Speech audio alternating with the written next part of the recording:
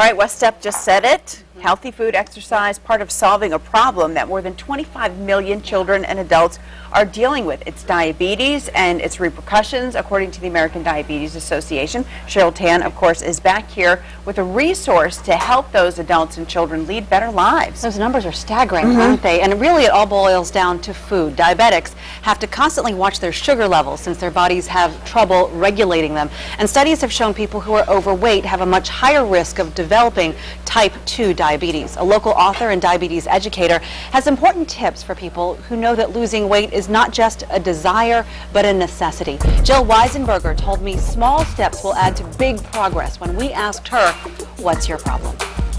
A lot of times people come to me and they're already feeling guilty that they've let this happen to them. Jill Weisenberger's book, Diabetes Weight Loss Week by Week, takes aim at the negativity. People think willpower is important. It is not willpower. Nobody has willpower for very long, but we all can rely on strategies and skill.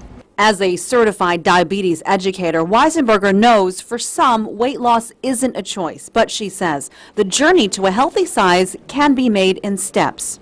Honestly, it's better if they lost 10 pounds and never gained it back than if they lost 100 and gained it back. Weisenberger is also a dietitian. Think about every time you eat, whether it's a meal or a snack, it should be somewhat balanced, like what you learned in school. You know, the basic food groups, a little bit of lean protein, a little bit of starch, some fruit, and some vegetable. The more vegetables we eat, the thinner and healthier we're going to be. We're talking about portion control, and this seems like a really neat way to help you figure out how much you should eat. This is called slimware. The design shows you where to put your food. So the biggest flour gets the vegetable. And then you could switch back and forth depending on what you needed. Either the smaller one would be your meat serving and the middle one would be your starch, or it could be reversed. I like to think beyond just carrots and celery sticks. I like these, the little baby bell peppers.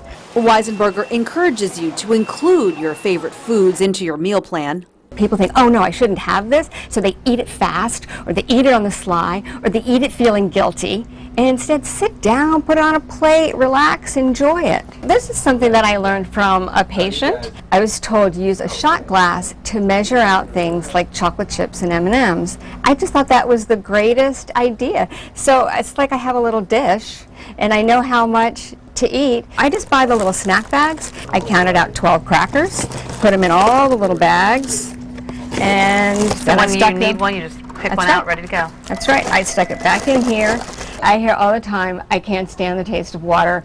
Water makes me gag. This one is my favorite. This is strawberries, rosemary, and lime. You just want to crush it lightly before you stick it in the water, and that helps release the flavors. The basic principles are going to be the same, but for somebody with diabetes, we have to tweak it. Somebody with diabetes really needs to tailor their meals to their medication schedule, or they need their medications tailored to their diet. For somebody with diabetes, if they're taking blood glucose medications, and most people are, then as soon as they change their diet or as soon as they lose weight, they're at risk for having a low blood glucose. Weisenberger says blood sugar needs to be checked before a meal and a couple of hours afterward, before bed and before getting behind the wheel.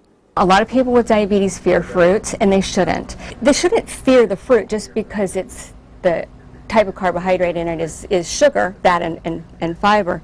But what they need to understand is that they get a certain amount at each meal, and they can spend it any they want, just like you spend your pennies or dollars any way you want. Ideally, you spend it on healthy things. Now, Jill Weisenberger, she had some great tips in Oh her my gosh. book. Really good one. Put the crackers back in the box. Isn't that genius? Genius, Well, yes. here's the thing. She, again, lots of great tips, but one that I thought was really good is writing down not just your goals, because a lot of folks write down their goals, what they want to accomplish, but she says write down what you feel like once you accomplish the goals. So let's say you enjoy the size 6 you're wearing, or you enjoy the feeling of going up the steps and not being winded at the end of it. Yeah. Write that down and keep referring to that as motivation to keep going. And it's small steps. 2 pounds a week as opposed to 35, which you shouldn't do anyway. Yeah, and keeping it off, you know, in the smaller amount slowly. All right, good idea. All right, thanks very much, Cheryl Tan. And what's your problem? And folks, get the book. The book is out now. It's on shelves. It is.